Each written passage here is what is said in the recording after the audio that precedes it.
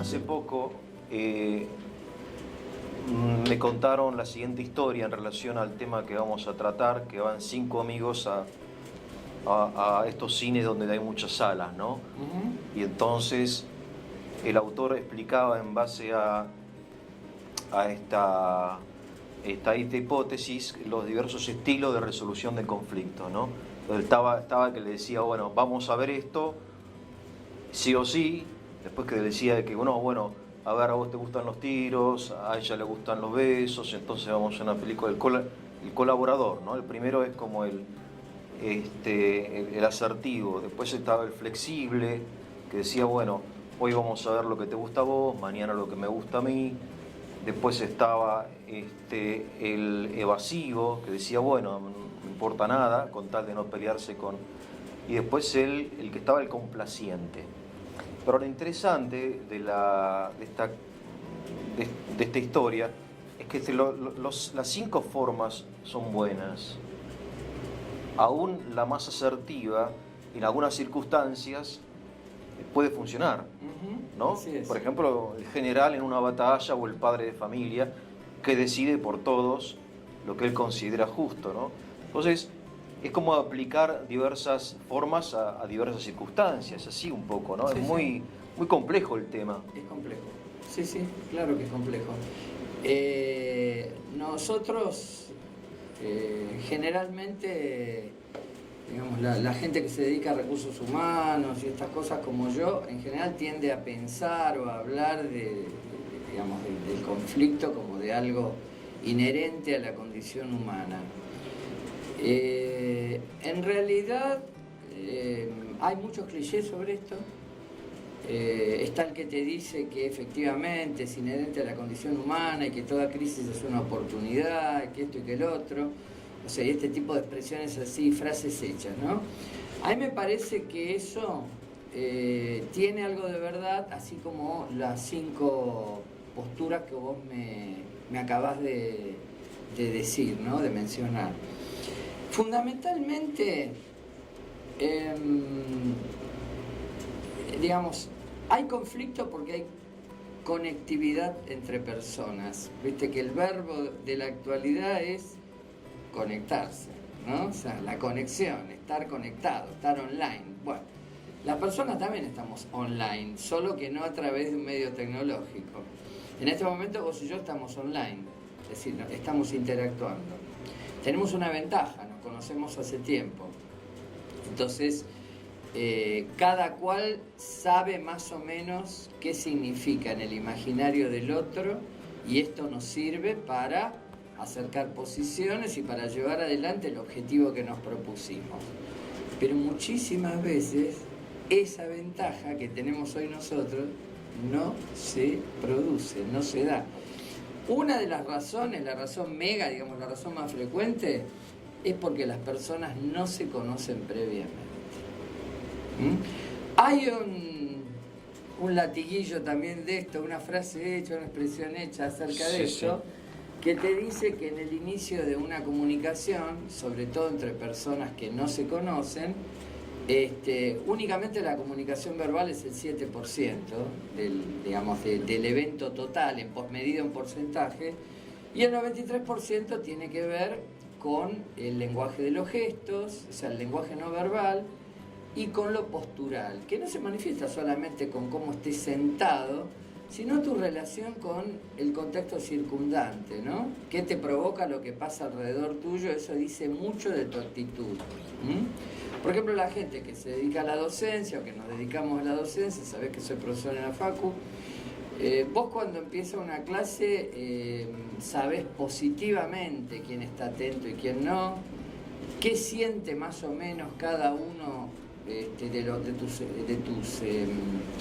de tu público, de tus alumnos a medida que vas hablando y qué efecto obra en ellos lo que estás diciendo. No solamente en términos de favorable, desfavorable, hay muchísimos matices. Pero la persona que está entrenada aprende a leer este tipo de gestos. Entonces, evidentemente, todos estos gestos responden a algo que es muy interesante y que hace 30 años más o menos se viene explotando, que es lo que se suele llamar inteligencia emocional, ¿no? O sea, no hagamos una clase de, digamos, de este tema, de esta charla, pero hay 2 o 3 cosas que me parecen interesantes, ¿no? Viste que está muy de moda todo lo que es la ciencia neurológica y el desarrollo, etcétera, etcétera. Bueno, eso es una cosa bastante elemental, que hubo 3 estadios en el desarrollo del cerebro humano. El primero es el famoso cerebro reptiliano, es decir, que tiene que ver con la super, en términos muy generales, ¿no? Sí. Digamos, lo que cuida o lo que tutela nuestras funciones más esenciales. Hay un segundo cerebro, el famoso cerebro emocional. La amígdala es el órgano más importante. Amígdala quería decir almendra en griego. En latín. Porque tiene forma de almendra. Exactamente, tiene forma de... Es decir, todavía estaba poco desarrollado el córtex, las funciones intelectuales, y la mayoría de los contenidos humanos cuando vivíamos en las cavernas eran de naturaleza emocional. En ese momento, todo lo que es lenguaje no verbal, todo lo que significaba mirada, gestos, actitudes, era fundamental y estaba asociado lisa y llanamente a la supervivencia. Claro. Entonces, indudablemente, al pasar el tiempo,